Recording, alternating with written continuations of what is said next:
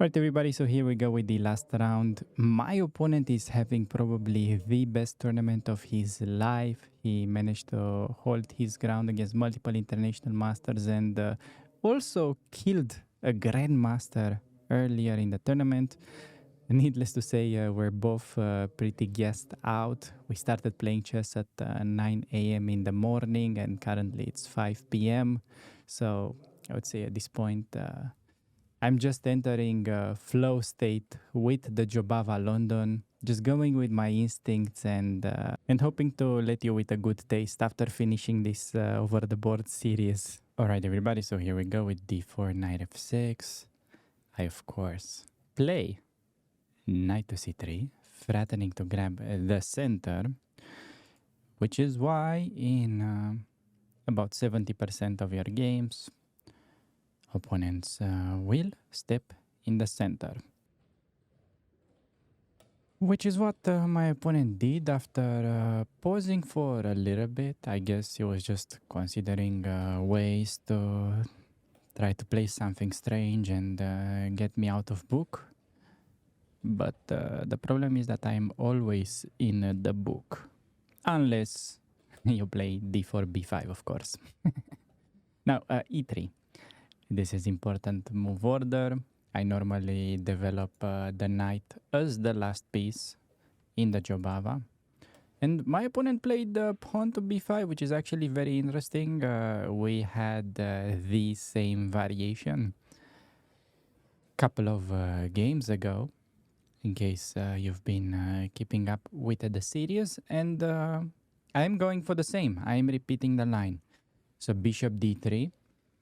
Very important move order. Remember, we are not rushing with the development of this knight. The g1 knight develops last if you play the Jobava London. My opponent plays e6 and now I go knight c to e2. Yet again, this is a completely new move. There are absolutely no games from this point, and I am preparing to meet c5 with c3, giving my bishop a square to duck himself on. So the whole point is to keep a bishop on a dangerous diagonal in case enemy king goes castle short. Now my opponent played knight c6 fairly quickly, which yeah, it's something quite normal. I went for knight f3, and I'm not necessarily concerned of the knight h5 option, because it is also possible to start instead of knight f3 to go knight g3. But it is important to understand why this move is not a problem, because a lot of players tend to be afraid of it from my experience. Okay, knight h5. What a coincidence. My opponent goes for it. Knight to h5, very interesting move, of course, in case you want to see how to play against the bishop d6. Make sure to check out my previous round. To be more specific, it was with the inclusion of these moves. But my opponent goes knight to h5, where many things are possible, but I am going for my pet line. I'm going for the least theoretical path, and I'm looking forward to get a thematic strategic game. I'm not chasing an opening advantage, I'm just chasing a thematic middle game where I know the plans, I know what to do in my next 10 moves pretty much, and black always has the risk of remaining with a bad light squared bishop. So I'm going for the doubled f-pawn structure, which is what I like to call the boa snake, because the plan is to constrict our opponent. So we're not gonna go for a quick attack. We're just gonna try to slowly pressure him with the famous water drop method. And unless you manage to come up with some quick counterplay, then you can easily start getting sucked into the quicksand here, which I find very instructive to see how white is able to slowly and methodically build up the pressure, strategically, playing no attacking moves, just improving the pieces continuously. After bishop d6, this was a great moment to go for d takes on c5, which is connected with two potential ideas. You can either play what I did in the game, knight e d4, but it was also possible to use a similar procedure that we've seen in one of my previous games, because there is this hook on b5. It's possible to try and attack it with a4, but in order to stop it from advancing, b4 was also a very interesting alternative, fixing the hook and then going a4, making sure to open up the rook and also create a pawn weakness in the enemy camp, which is a very nice little strategic pattern that I'm gonna go more about in my upcoming book on the fundamentals. But knight e d4, also very thematic, just placing the knight into the center. Notice that my opponent has the option to trade everything on d4, where I'm gonna get an isolated pawn, but the fact that I do have an active against bad bishop still makes me favor this position, combined with a quick access along the c file with rook c1 and rook c5 ideas potentially. Now, very interesting choice for my opponent. Where do you place the light square bishop? b7 or d7?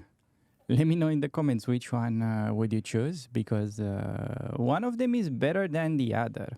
I think by far one of them stands out. And bishop d7 is actually the positional correct move in my opinion, after having a lot of games in these structures.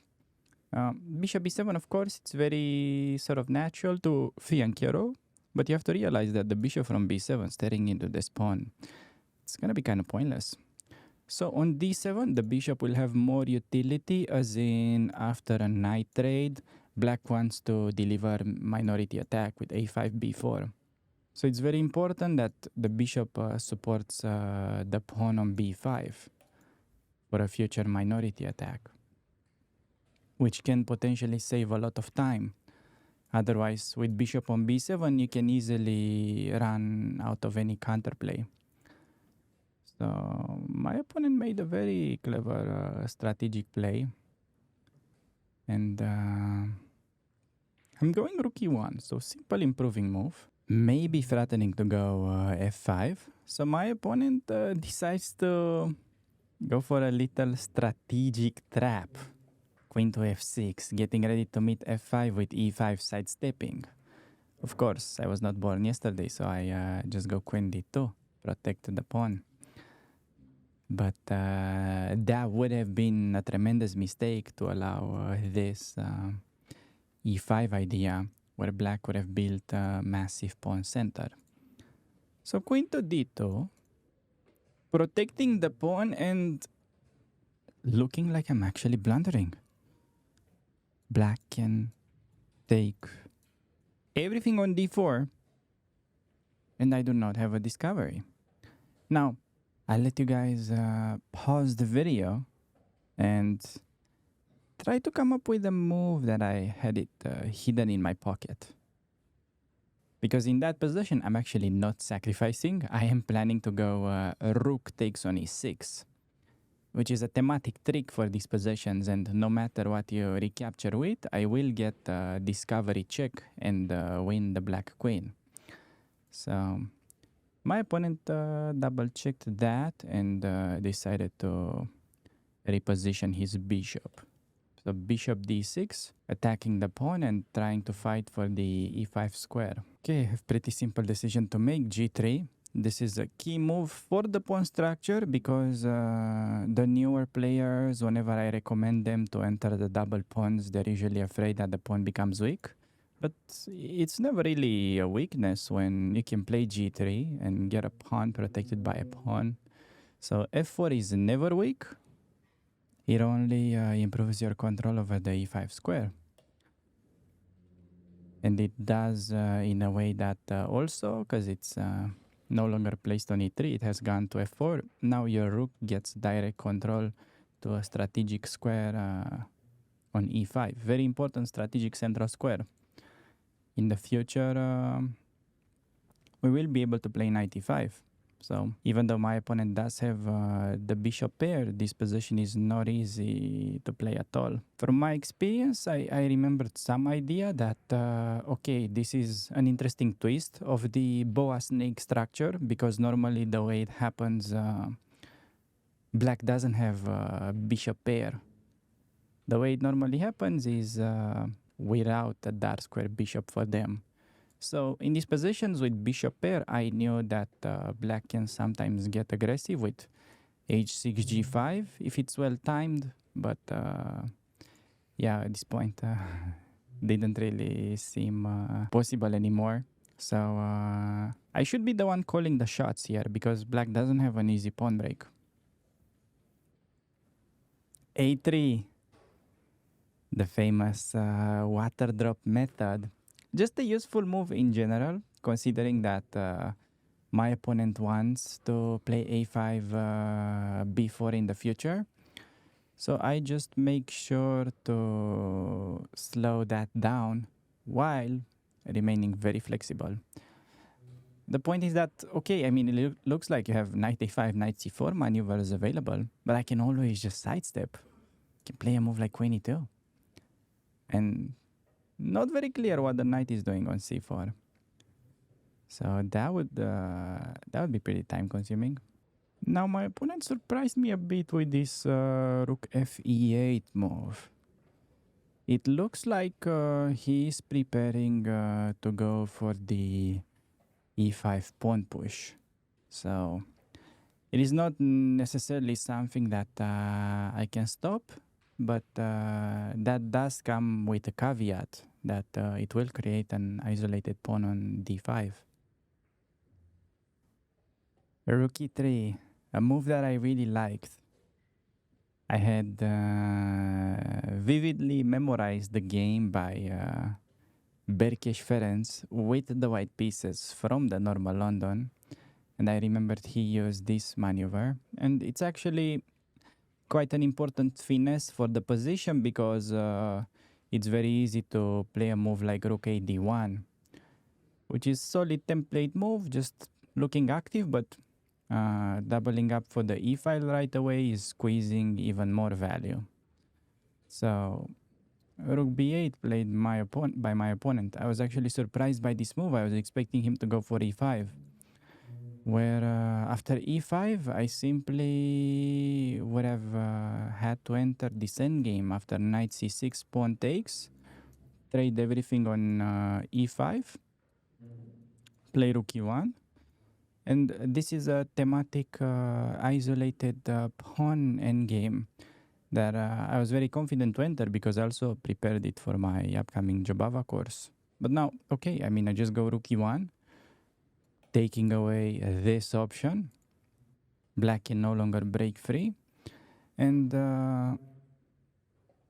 I am expecting to see the move knight takes on d4. But my opponent goes g6 again. Just kind of playing waiting game. It gave me the feeling that my opponent didn't believe so much in my setup.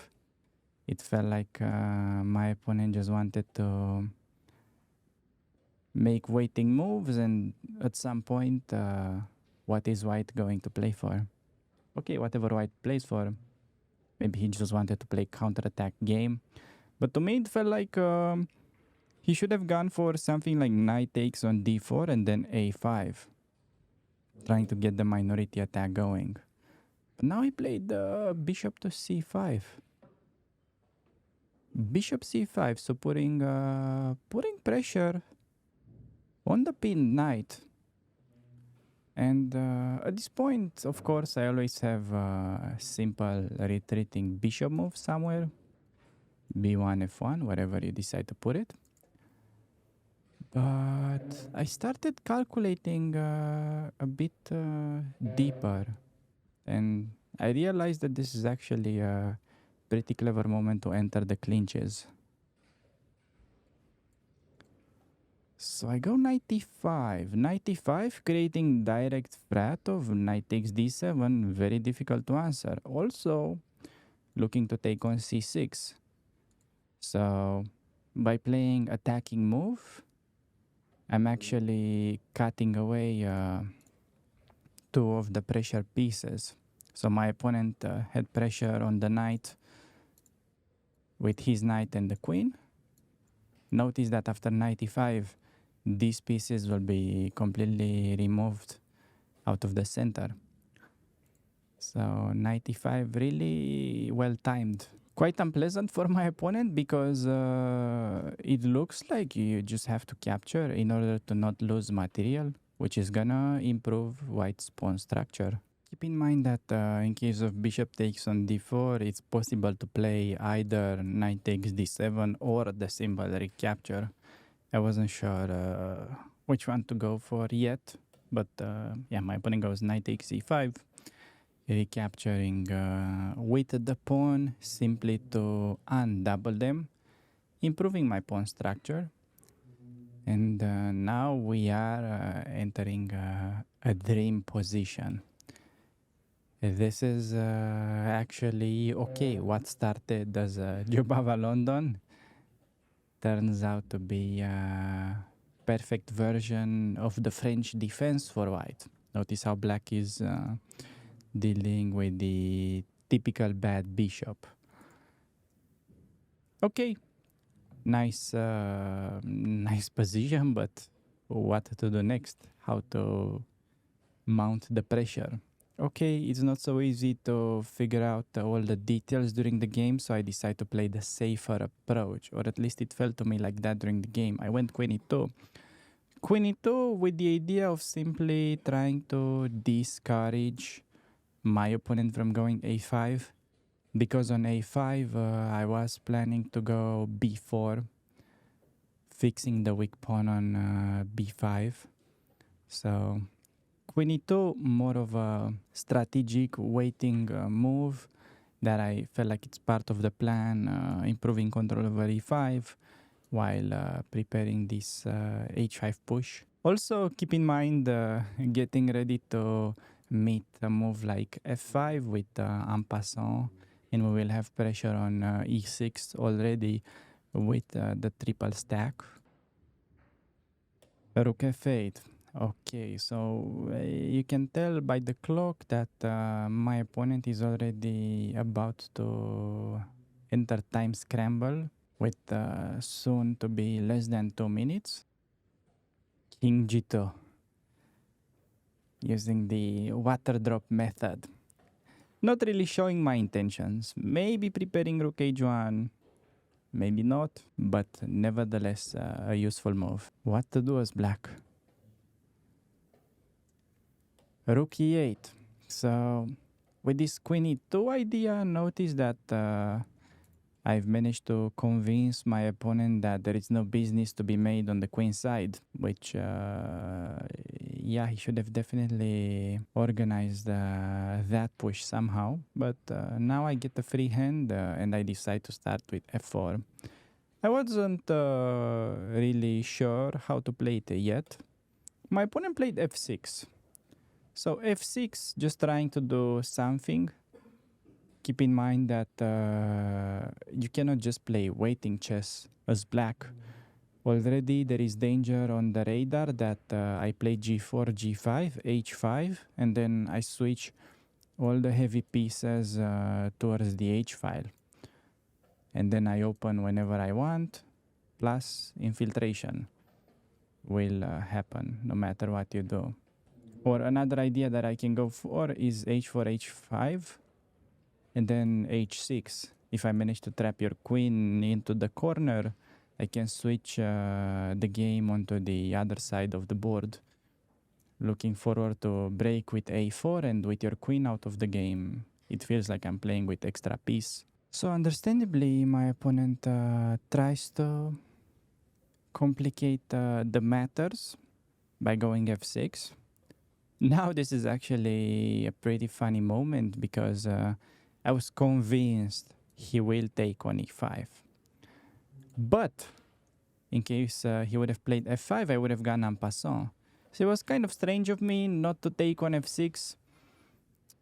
I guess, yeah, I just played a move that's anticipating him to capture, which he did.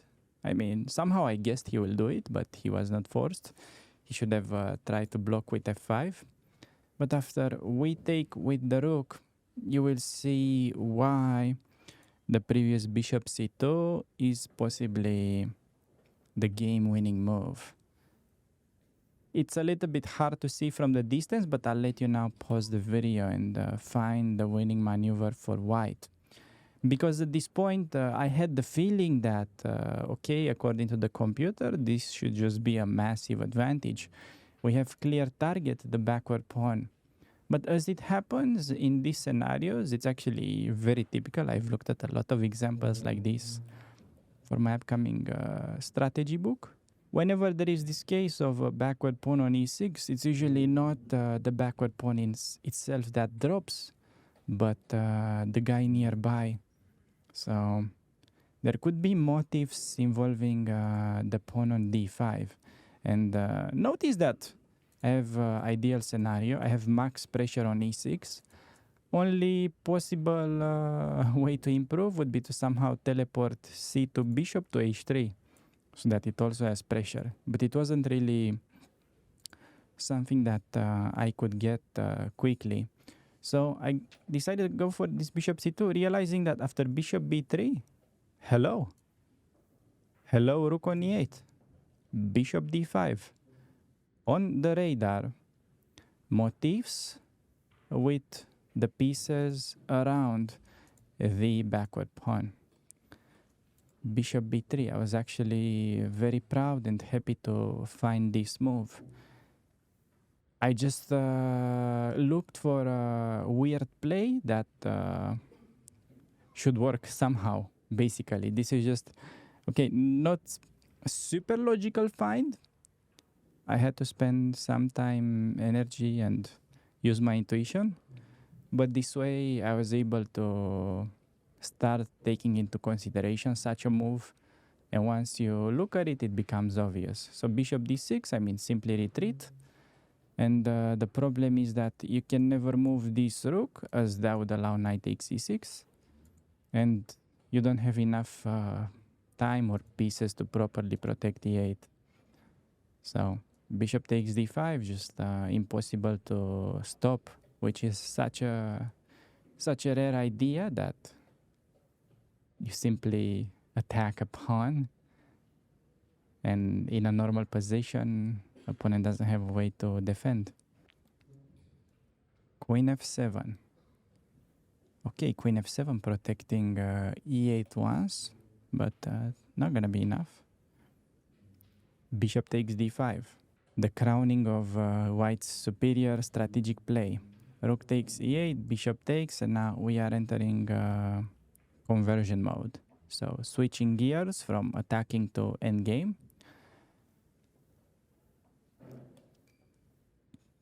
And this should be a fairly easy technical task, but I, of course, managed to complicate it somehow. I guess I just relaxed a little bit during the game, just seeing my opponent has seconds on the clock and his position is collapsing. I started playing a bit slower than usual. Bishop c5, knight f3, so just rerouting towards e5, preparing to improve my knight. Rook to d6, played with second on the clock, I mean almost flagging. And in order to make this an easy win, I would need a rook trade. Because rook endgames can still get a little bit tricky. If I can get my opponent into the knight against bishop scenario with an extra pawn, that would be probably easiest conversion. And it's possible to do now rook c8 and rook c6. So I already saw forcing idea to exchange the rook, potentially. So I go rook c8, and after bishop e3, I'm starting to realize that maybe it's not so simple. Opponent wants to eat my pawns. So I optimize the rook with a check. And now I'm trying to calculate whether it's possible to do rook c6. It wasn't easy to tell during the game after knight takes and then bishop c1. How should we evaluate this position? Now I'm looking at king f3 and I see that bishop c1 there is knight to d3 attacking while protecting. So king f3 looks like I'm almost trapping the bishop, but my opponent made this good practical move with d4. Of course, I should still be easily winning, but yeah, with 2 minutes left, not so easy to tell. The main issue I was running into is that cd4, bishop d4. My opponent wants to take the pawn on b2 and also wants to take the knight. Maybe I'm still winning in rook endgame, but it's hard to tell. So because I want to play c takes d4 and not run under bishop takes b2 tempo, I came up with an ingenious move, let's say. I was happy with this find. b3, advanced prophylaxis, setting up a little trap. If d3, I cannot take bishop because of d2, but I had knight takes and then king e4. My opponent goes bishop c1 instantly. Well, I go cd, take central pawn with a tempo. Bishop takes on a3, and now I still have the extra pawn. My king is getting active. I get a dangerous pawn, possibly, so it felt like making progress. Now after a5, it looks like black is trying to activate, but I knew the pawns shouldn't go very far. So I play this rook b7, saying hello to this pawn. At this point, I felt like, okay, this is almost over. There's no way it's gonna complicate from here. b4, I have simple idea to pick up the pawn. Yes, but bishop b2, attacking pawn, I go d5 and bishop c3. So I'm taking pawn, but opponent gets some counterplay. The opponent does get some counterplay with the bishop. I'm checking. Not a huge fan of this move. Maybe it was better to just protect with the king. I keep checking and I'm trying to get a concrete win. I'm trying to promote the pawn. But maybe it was better to try and not force the issue so much. Wait, 30 seconds on the clock. I'm going knight c4. And the problem is that I can no longer defend this without losing d5. So I have to go all in with the d pawn.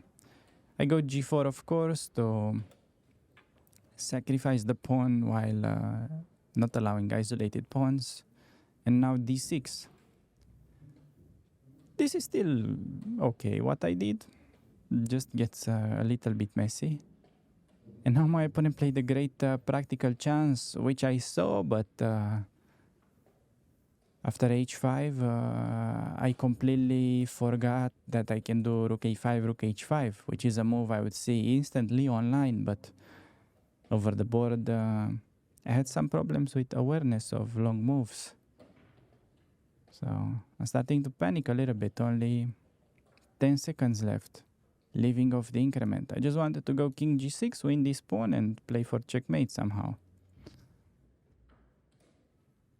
But my opponent was very resourceful. Bishop g3. d7, just pushing so that the rook will permanently be stuck, babysitting the pawn. Checks me. I go king g5. If I can eliminate this pawn, I'm never in danger, but the problem is that enemy pawn started running faster than the cockroach I'm trying to catch at 2 a.m. in the morning. Now we're just entering both panic mode. King to g4. Okay, h2. I saw this. I have to prevent the pawn from queening. Now, bishop f2, the natural move. Trying to go bishop g1 and promote. So I have to go king h3. The king needs to catch the pawn.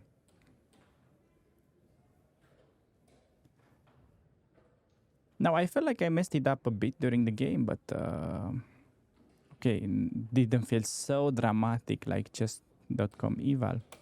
But after king f7,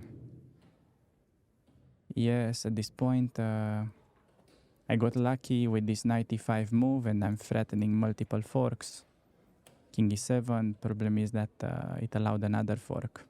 So, managed to put the cherry on top, but the game got unnecessarily messy at the end. I should have kept full control, but overall happy with this win.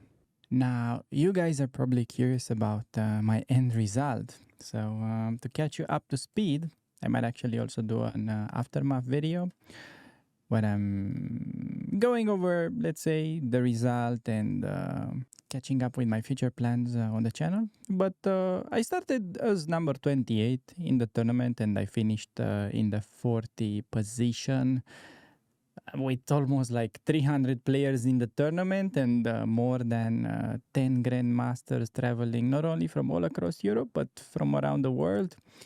You can see here Joe Spam finishing in 8th place. I mean, it was definitely a very difficult event, but I had a lot of fun editing and I'm glad you guys really enjoyed these videos. Now, make sure to subscribe to my newsletter if you don't want to miss the updates related to my upcoming books and projects. And yeah, I will be resuming with this type of over-the-board content in September. I already planned the next event. Maybe I'm gonna be able to get something going a bit sooner than that. Cannot promise for sure though. But I'll see you with this type of content again in September. So thank you guys for supporting me along the way, and I'll see you in the next one.